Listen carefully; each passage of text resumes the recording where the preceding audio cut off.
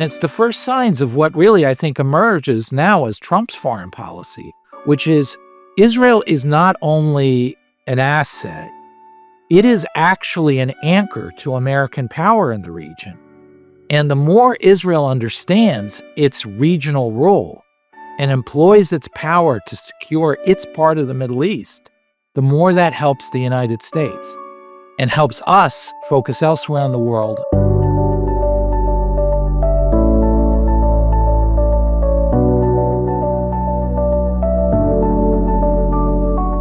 Welcome to the Misgav Institute for National Security's Mideast Horizons, the podcast for anyone who wants to truly understand what is happening in the Middle East beyond the headlines and spin.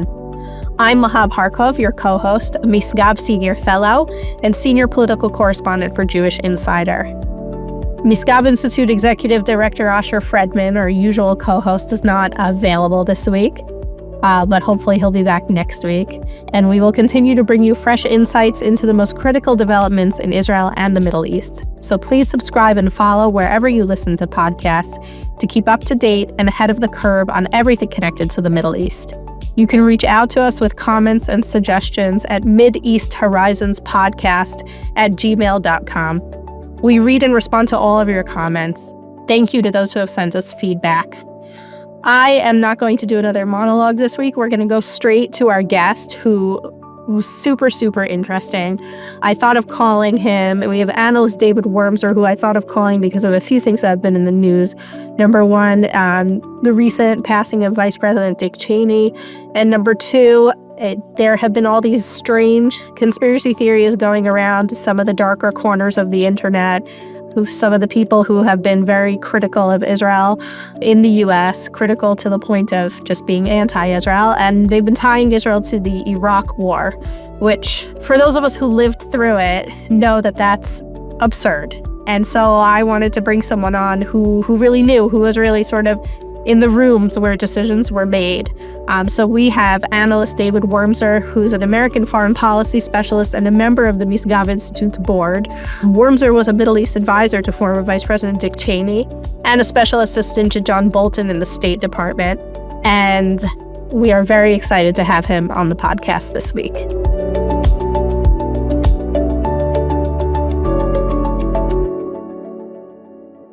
David Wurmser, thank you so much for coming on the show. Absolutely a pleasure to be on. I thought of inviting you on for a number of reasons, but most recently is that Dick Cheney has been in the news. I think you knew him very well as his Middle East advisor. So maybe let's open. We'll talk a little bit about him and his legacy on U.S. foreign policy and defense.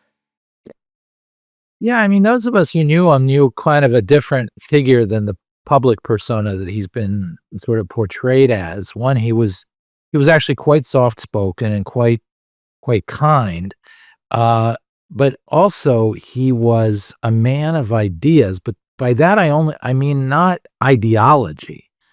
He was not stubborn or set in his views per se. He certainly was firm in many of his views. But he was always willing to take on board criticism, sometimes withering criticism. And more often than not, I remember he changed his mind. There were a couple times when I was working for him, I wrote memos, and I came home to my wife that night and said, I just wrote the mother of all memos that'll get me fired. And sure enough, I was in his office the next morning, and he was basically saying, hadn't thought of it that way, but maybe I should. And so that's really, he was a man, in my view, who lived in the world of ideas. And I don't think that's fully appreciated, that he genuinely was reading about conservative ideas. Tevi Troy, another guy who worked in the White House at the time, not for him, but in the White House, but knew him before the White House years, as from the American Enterprise Institute.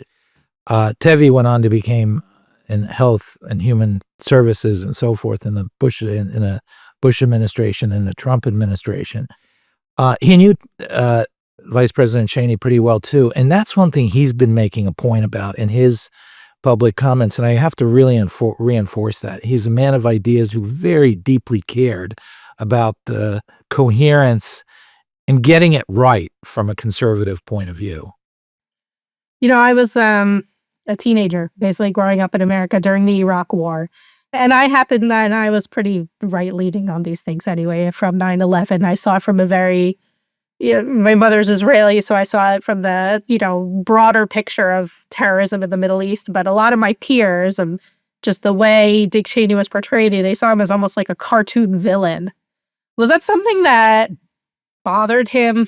That people thought he was this scary guy, or do he feel comfortable because he believed in what he was doing? Well, he took on board what people were saying, and but no, I don't think it really bothered him all that much. He knew what he knew what he thought. He had pretty strong values. He knew that a lot of this was politics. He had been around for 20, 30 years before. Yeah. He knew what this town, Washington, can produce in terms of nastiness. So he wasn't all that fazed by that. He was bothered by a number of things, though. One was obviously the treatment of Scooter Libby. That bothered him a lot. The second thing was what he felt was the administration's lack of strategic vision and the inability he had to try to move it toward a greater coherence in terms of strategy. And then finally, I think what really got to him was the Iraq War itself, not the war, but the fact that when things started getting tough in late 2004 and 2005, Washington is a town where you have a lot of fathers when you're doing well, but you're an orphan when you're not. And the Iraq War became an orphan. And nobody was willing to really stick their neck out to continue to work on it, to make it succeed. And yet we had hundreds of thousands of troops who were there, and many more who had been there and given their lives or had come home but given part of their lives. And he felt it really devastated him to know how orphaned it had become as a public policy issue. So he really spent the last 4 years of his life in the White House before he retired, really focusing on the Iraq War because he felt that he owed it to the soldiers who were there to prosecute this all the way. And he was deeply involved in some critical decisions then that in retrospect were important decisions to turn this thing around and to make sure that this big investment didn't completely go to waste and all the people who had sacrificed so much had spent their sacrifice on wasting. So I want to get back to the Iraq War, but let's finish up with my last question about Dick Cheney, which is, I think maybe a lot of people are not so aware of his sort of contributions and his view and the contributions to the U.S.-Israel relationship and his views on Israel. Because other people maybe were a little bit more at the fore at the time, but maybe you could talk a little bit about that. Look, he was a loyal vice president, so he would never diverge from the president's policy. And when he strongly disagreed with it, he would let his views be known, but within proper channels. So first of all, he had an 80% rule that if something is more than less than 20% off the rails, so to speak, just ignore it. It's not worth fighting over.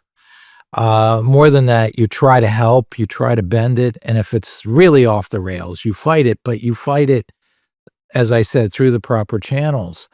So that was really how he proceeded forward. His views on the big Israel issues, I understood that he internally opposed the Gaza disengagement, for example, and later on, when he was no longer he was a big opponent of the Iran deal, which Israel strongly opposed in 2015. In public or in his meetings after the war even, you wouldn't see very much light of day between him and President Bush, simply because he was loyal and he didn't believe that was his role to kiss and tell and to cross the president even afterwards. But that said, I do know there were issues that he did differ with the president. The first, of course, was Iran. There was definitely two waves of push. One was the Colin Powell attempt, along with Sawyer's from the Great Britain, which believed that once we were in Iraq, the Shiite question was a terribly difficult one, and that we could stabilize Iraq if we would reach out to the Iranians and enlist them to help us stabilize the Shiites in Iraq. So they didn't think there was a way around this without stabilizing the Shiites in Iraq through Iran. And of course, the president or the vice president, I think the president too, but the vice president fundamentally rejected that. He thought that the Iranians were up to no good, period. There was no deal with them possible. They were as much of an enemy as anybody in the Middle East. And moreover, the Shiites needed to be ripped from the orbit of the Iranians rather than thrown into the grip of the Iranians. So he understood that framework early on and thought it was a fundamental mistake. The second part of it was he began to see the violence in Iraq as an extension of Iranian subversive war against the United States in Iraq.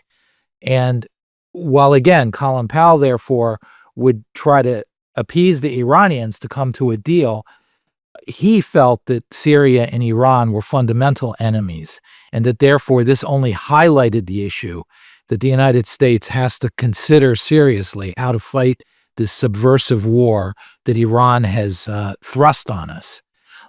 A larger concern he always had was, and this comes out of the Cold War, the defeat of the Soviet Union, a man who really, he was alive in World War II, but he wasn't very old, so he doesn't remember it per se. But he grew up in its shadow, and his everybody older than him by 10 years was fighting in World War II. And he understood that American power, not just the actual amassing of power or the application of power, but the stature of American power was critical to stabilizing the world architecture, the post-war order. And as a result, everything that was going on in the Middle East with Iran and Iraq, he filtered through this prism of, is this going to tarnish the United States as a respected regional power? Because if it does, it will rebound very badly toward the United States. And it will be an uphill struggle. And then no matter what investment you put in the Middle East, it will get deeper and harder, and you just won't be able to turn it. So for him, the Iraq War became also a critical element that needed to establish the credibility of American power. And the war that Iran was prosecuting against us in Iraq became such a litmus test.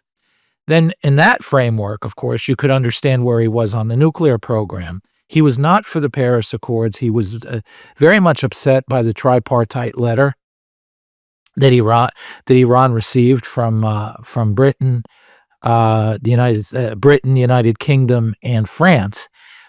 He felt it was a big mistake. He felt that there was no engagement with the Iranian regime on this issue, and in fact, that was more or less the American policy at that point, despite the fact that there were feelers sent out by Colin Powell and others.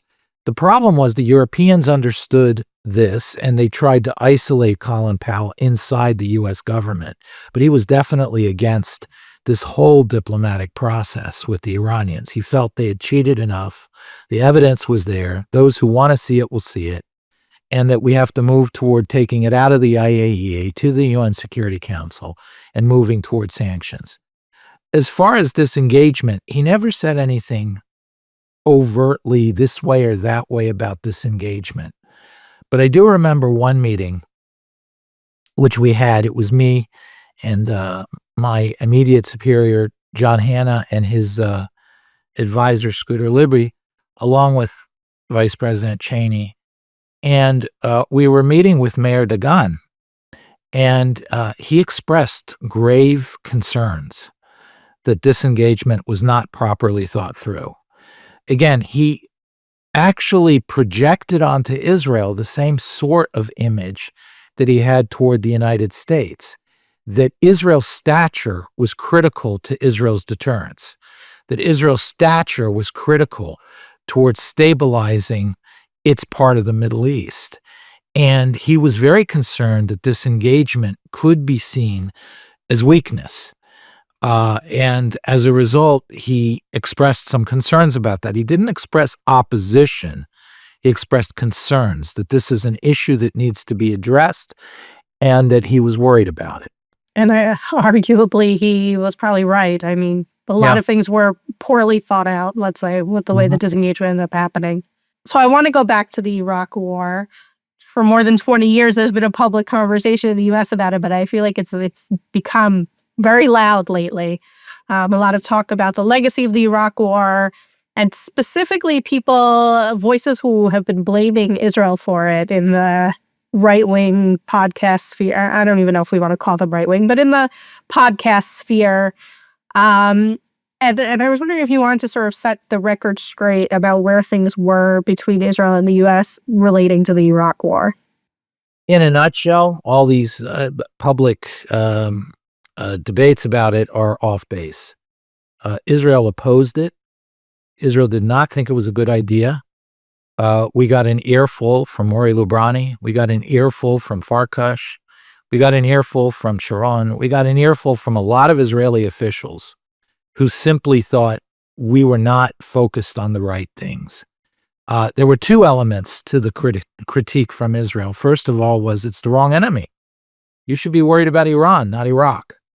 And you are going off on an adventure that will detract from your real strategic interest to contain and reverse the Iranian nuclear program.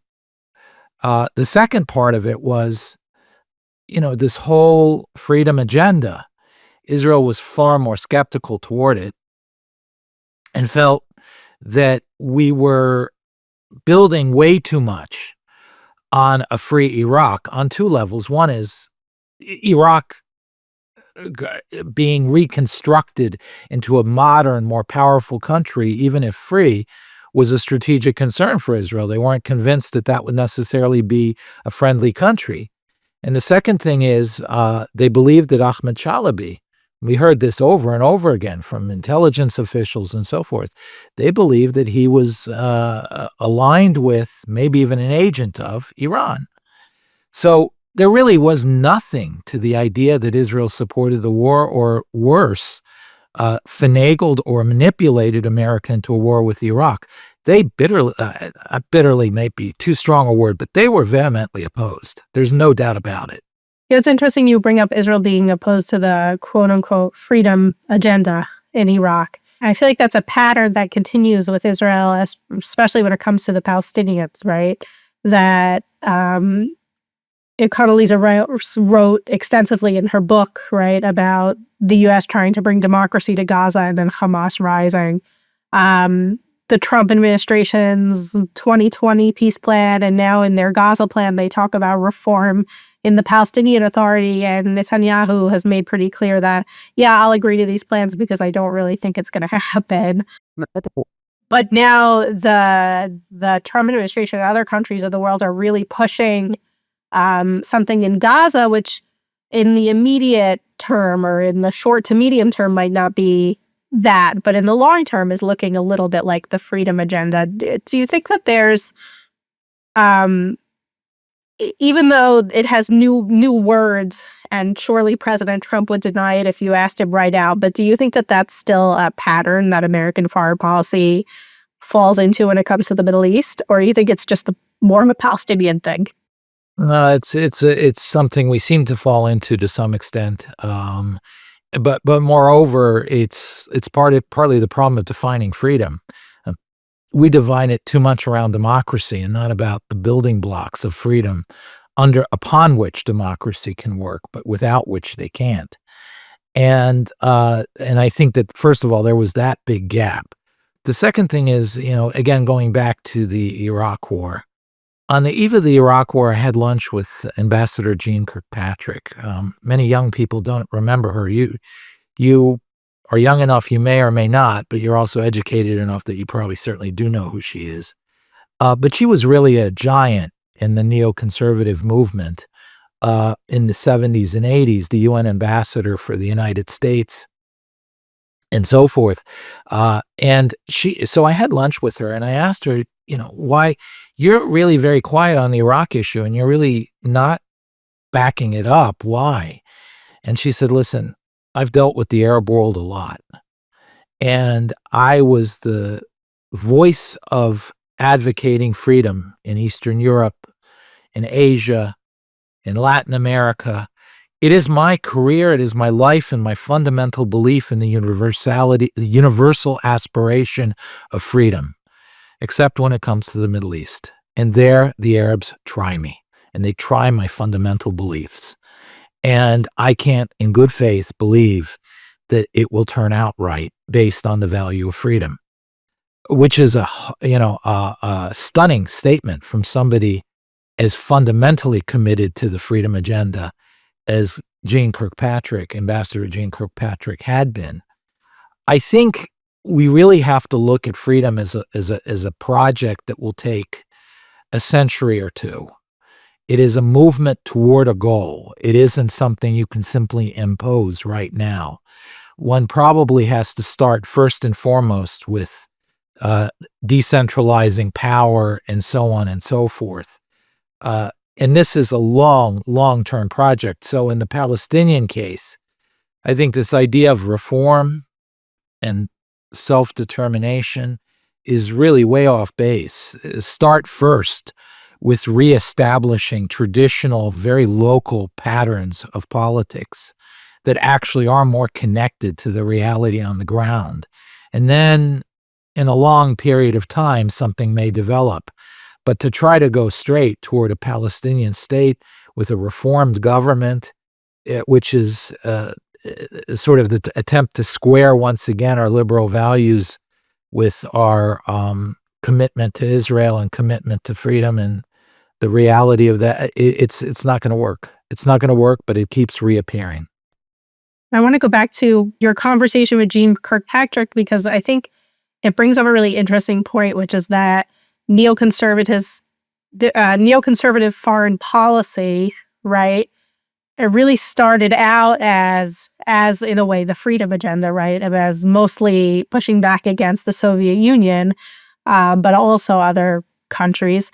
And yet by reputation and really by people who ought to know better, educated people too, they think it's all about just invading countries and overthrowing. Yeah.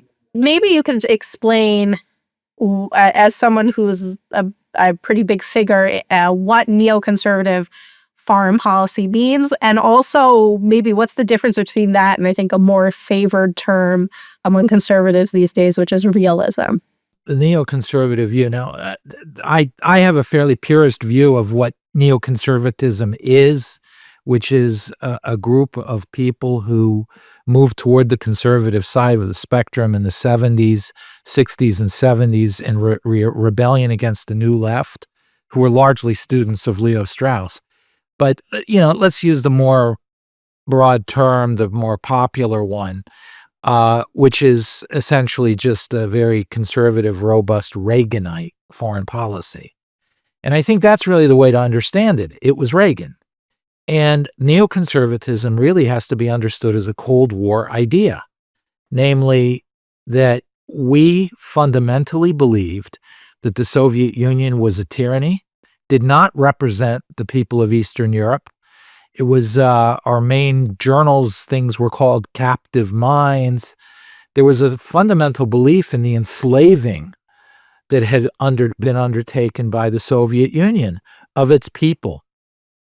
And as a result, the purpose of strategy, the purpose of the Cold War, was to rip the people away from the Soviet grip and help them overcome their regime and get in a post-Soviet world. And Ronald Reagan himself, in a speech I believe it was 86 or something like that, where he basically said it's time to relegate, he turned the communist slogan on its head, and he said it's time to relegate communism to the ash heap of history.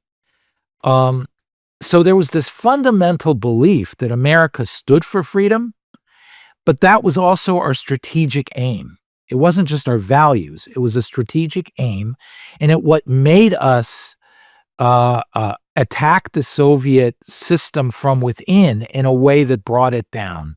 And 1989 was the validation of that. So the fundamental outlook of the neoconservative camp was freedom is our objective, and freedom is our best strategic ally. And it pits countries, the people of countries, against their tyrannical leaders. So the freedom agenda transplanted to the Middle East was really very much a cut and paste of the way we thought of the Cold War. I think that was where you saw a lot of the core Reaganites, such as Dick Cheney, John Bolton, and so forth. Now, among certain Jewish elements of the neoconservatives, and I realize today neoconservatism often means just Jewish conservative, but back then there were lots of neoconservatives. There was Bill Bennett, there was Dick Cheney, there was or people who were lumped into that category. And also back then, neoconservative had all kinds of domestic meanings, right? And today people are only talking about the Iraq War, right? They're not talking about broken windows theory to stop crime. That's right. They tended to be more to the liberal side on domestic policies and so forth. Yeah. Whereas traditional conservatives like abortion and so forth were more to the right. So these guys who were not Jewish, they were very Reaganite. So were the ones who were Jewish, like Paul Wolfowitz and Richard Pearl and so forth. But that said, I think there was an element among some of us that precisely because it was the Arab world and precisely because Iraq was seen to be an enemy of Israel, precisely because of that, we felt a moral obligation to show that we cared for the people of Iraq, namely to show we're not tribal. A very cynical foreign policy would say, well, what's the problem with Saddam Hussein? He's in a box. Iraq is weak. Their economies, completely collapsed because they're sanctioned. Isn't that a good place for him to be, for Israel? And in fact, that was where I think a lot of Israeli political and military and security leaders were. That it's not broken. Don't mess with it. Iraq is contained. So don't overturn the card here. I think for some, there was an element, well, no, but we have to show we really are serious about liberating Iraq and delivering for the Iraqi people. And I think there was a slight Jewish element there that we want to overcome our tribal affiliation, so to speak, and show that we are true patriots and we truly believe in freedom. And whether that was a mistake or not is a good question, but I do believe that was sort of in the background, a little bit nagging at us. And as such, it sort of cast the neoconservatives as the only ones who really believed in Iraqi freedom, and really believed in the what some people came to call later opposing the idea of the prejudice of low expectations. But at the end of the day, that might have been a mistake. In retrospect, that might have been one of the failures of the Iraq War, was the overconfidence in the Iraqi people. By the way, that's also where Ahmed Chalabi came in, which was we strongly, one thing that's very important, some of us who were involved with the war had been studying Israel very closely. Most of the neoconservatives were not Middle East experts. Richard Pearl, Wolfowitz, even Doug Feith was very well-versed in Israel, but he wasn't considered a Middle East expert. Those of us who were, Harold Rode, me, to some extent, John Hanna, and others, we were concerned about something. We had the Israeli war in Lebanon in '82 on our mind all the time. And we knew Israel is about as good as they get in terms of a Western country. And yes, Israel is a Western country. It's about as good as it gets in understanding the Middle East. And even so, very quickly after the invasion of '82, Israel found itself bogged down, becoming essentially a player among clans and tribes who were fighting each other, throwing Israel in as either the judge or a clan. and Israel was bleeding hard. And so our view was an invasion and colonial occupation was horrible because Israel couldn't manage it in Lebanon next door very well. How are we going to manage it in Iraq? So for us, the idea was to build an exile Iraqi army based in northern Iraq, train it, bring it up to speed, and then perhaps with some military assistance by us, but by and large, let them do the heavy lifting and let them take over immediately and do not have a major American presence. Certainly don't get too deeply involved in nation building. Let them build their nation. We can help, but let them do it. So in that sense, while the outside world sees Ahmed Chalabi as the guy who kind of delivered false intelligence that was used to finagle and manipulate the West into war, what he really was for us, he was a Charles de Gaulle-like figure who you can turn the country over to immediately or have him even liberate the country. So if Ahmed Chalabi didn't exist, we would have had to invent him for that purpose. The problem was that wasn't the American war concept. I mean, I hate to say it, but government often smushes things together. And there are two opposing camps. One was the Colin Powell camp, who's with Vietnam in mind. His outlook was we need to go in with overwhelming force and do it ourselves, but with overwhelming force, 500,000 troops. Otherwise, we're going to get in a bloody insurgency. And then we need to deliver on the occupation by nation building and create a very successful Iraq, even if the Iraqis don't do much themselves, because the delivery of a successful Iraq will win over the hearts and minds. Again, Vietnam in mind, winning over the hearts and minds of the Iraqis. And then of course there was that Iran element that we talked about. But the problem was that the war plan, as it was typical of government. Okay, can't agree between this and that, so let's just put them together.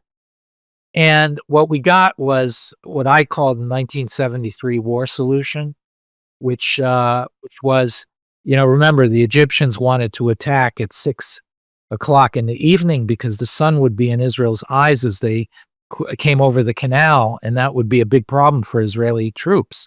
They'd be blinded. But the Syrians wanted it for the same reason at 6 a.m, so they compromised and made it 2 p.m, and nobody had an advantage. Well, that's kind of what happened in Iraq, is by putting together two different concepts of the war plan, we wound up with a mess. So when I was researching a little bit before this interview, I came across, I will say maybe I'm not well versed in all the conspiracy theories that people like to throw at you. And so I came across two things that I thought would be interesting to discuss. First, there's apparently some document that Wesley Clark wrote where he claimed the U.S. wanted to overthrow 7 Arab countries. And then there's another one, and this is, of course, in the grand neocon conspiracy theory. You were one of the authors of a document advising Prime Minister Netanyahu in his first term called A Clean Break. And from my understanding, he took some of the advice, other parts he didn't. But it also included Iraq, Iran, and a few other elements. And people like to tie this all together and say it was some sort of big plan. Right. What do you have to say about these things? Because they seem to have come up a lot on the internet. Yeah, well, let me start with Wes Clark. I don't know where he got this idea of 7 wars. I have no clue. But one thing I can tell you, he had been out of government for a while when the Iraq War happened. He was not involved with it. I don't know who he was talking to in the U.S. government who might have had an imagination of this. I can tell you for sure one thing, if he says there were war plans, the Army War College has, and the National War College has war plans in contingency for almost every nation in the world. Last I checked, when I was still in government 25 years ago, we had a war plan for a British invasion of the United States. So it's just what they do. They plan for everything. That said, about Iraq, there was no idea. I mean, I remember talking to Israeli diplomats that there was not going to be a follow-on war with Iran. It's just not going to happen. There was a great hope that America now would get serious about Iran, but there was no follow-on. So not even one additional war was out there.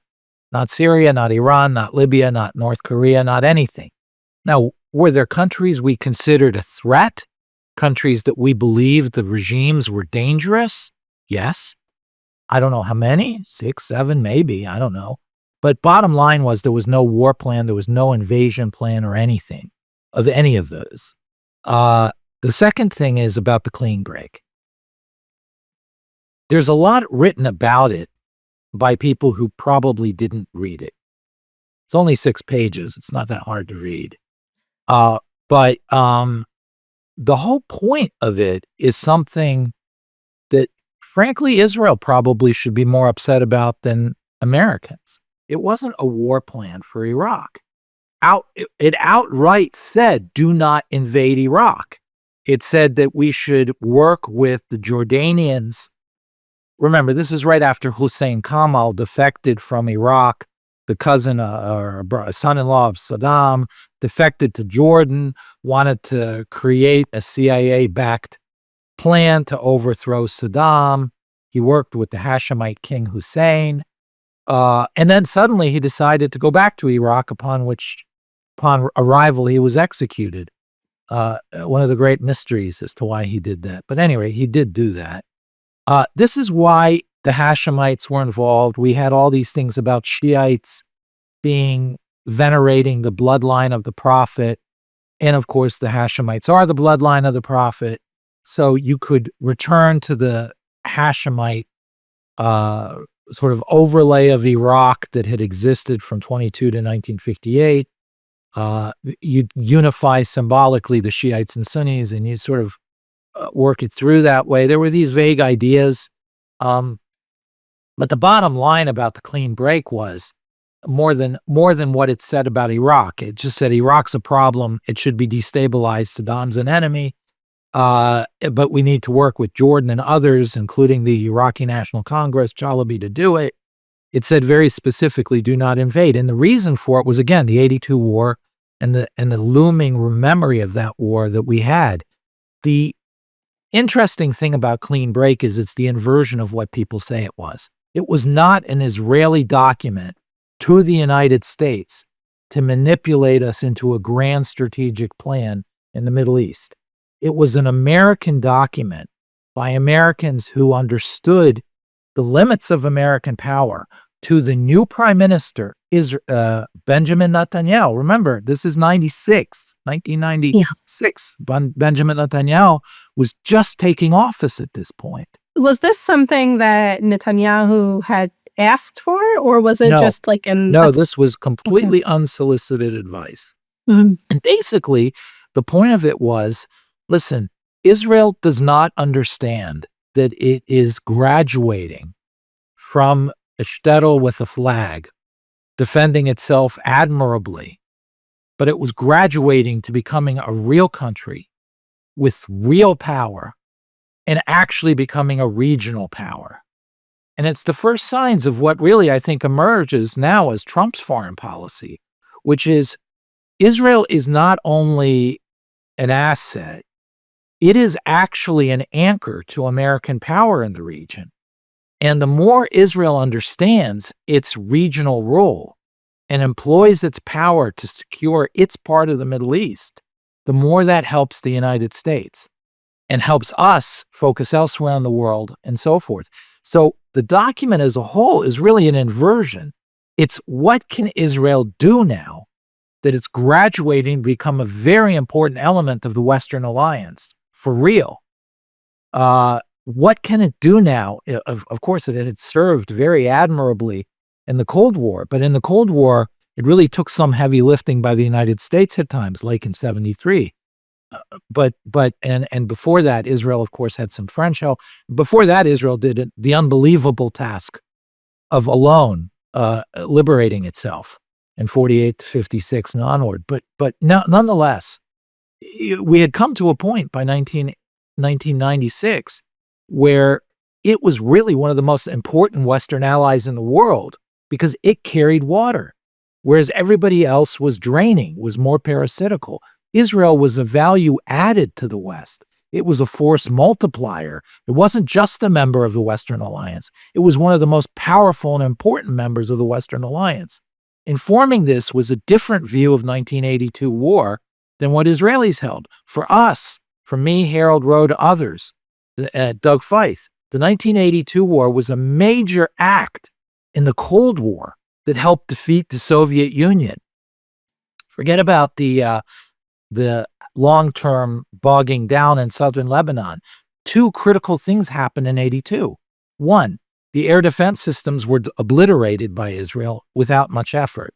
Two, the air force of Assad was destroyed. The third thing, Third thing was the destruction of the PLO. These were critical elements. The PLO was the orchestrating nerve center of the Soviet Union's non-aligned strategy globally.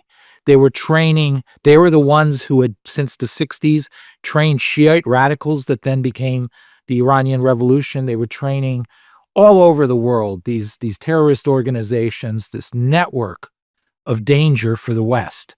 By destroying the PLO, it punched a hole in the center of radical third world efforts by the Soviet Union.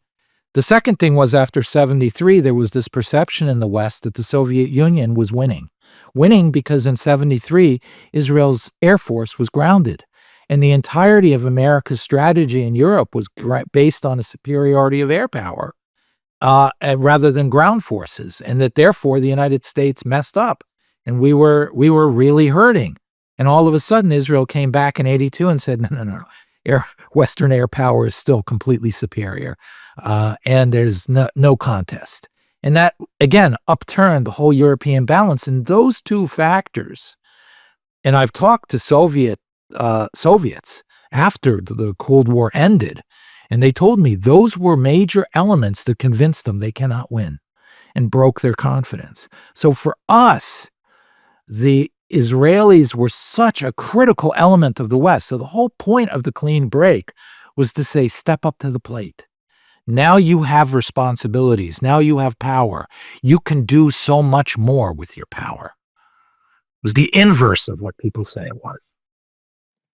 If only that message of how helpful Israel really is to the U.S. and U.S. national security and U.S. power around the world were, if people really heard it more in the U.S. I often feel like that's what's really missing from, Israel's terrible PR and public diplomacy.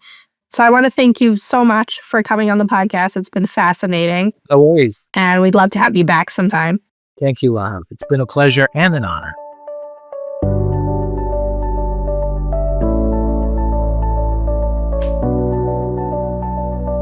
Thank you for listening. Make sure to subscribe, like, and follow Misgav at www.misgavins.org and on social media. You can send your comments, questions, and suggestions to Mideast Horizons podcast at gmail.com. And we'll be back next week.